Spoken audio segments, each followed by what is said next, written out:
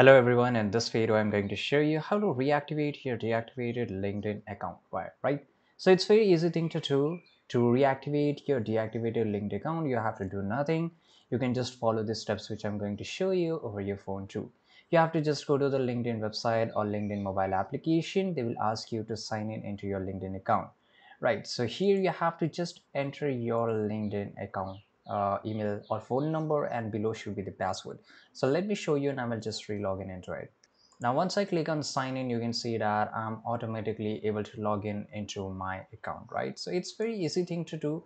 You just don't need to do anything. You have to just enter your email address or phone number or password, and that's it. You will be into your LinkedIn account.